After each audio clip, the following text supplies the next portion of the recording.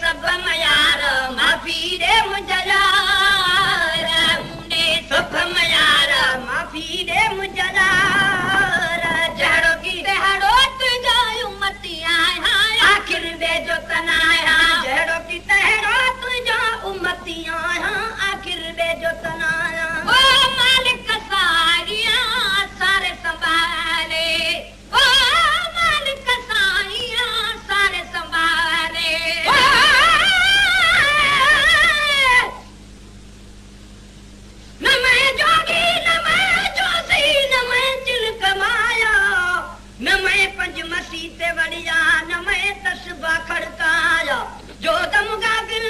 ओ सो दम गाफिर मुर्शिद इवे फरमाया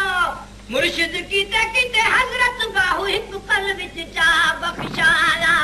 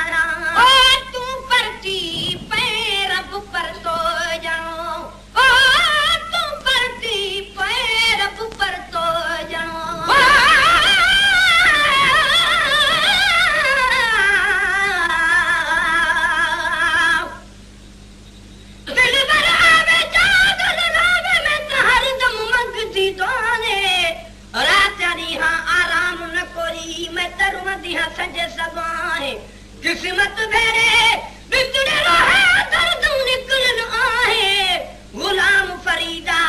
चल कहीं दाना निकले यार कदा है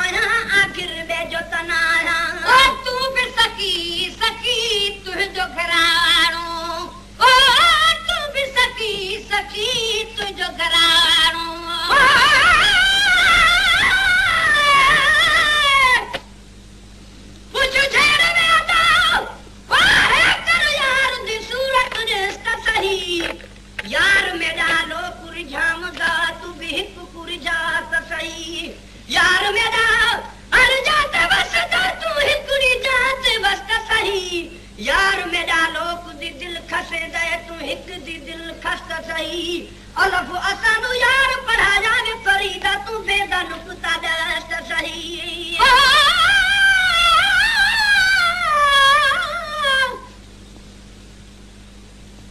पर तूने तो नहीं वो तो खटारो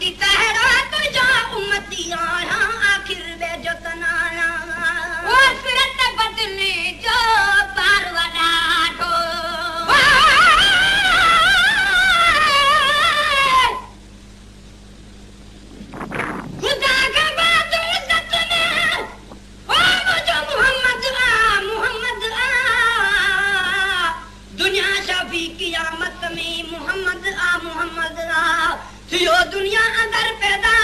ओ तुम सब खां तव्हां अरबी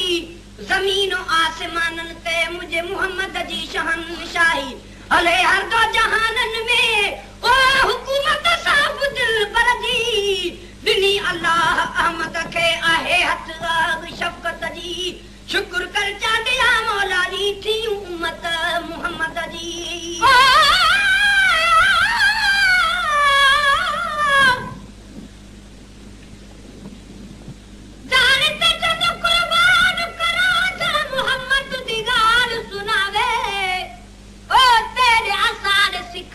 कीते ओ बचरी वेस मिटा चढ़वी बोलते खड़ी तू आप मगा ओ तको अखे शर्म न आवे आबिदा नाम मोहम्मद दा काफी रब बयान इल्म पढ़ावे ओ सिरत बदनी जो बार वडा ढो ओ सिरत बदनी जो बार वडा ढो ए गुलाम नबी गुनाहगार वडा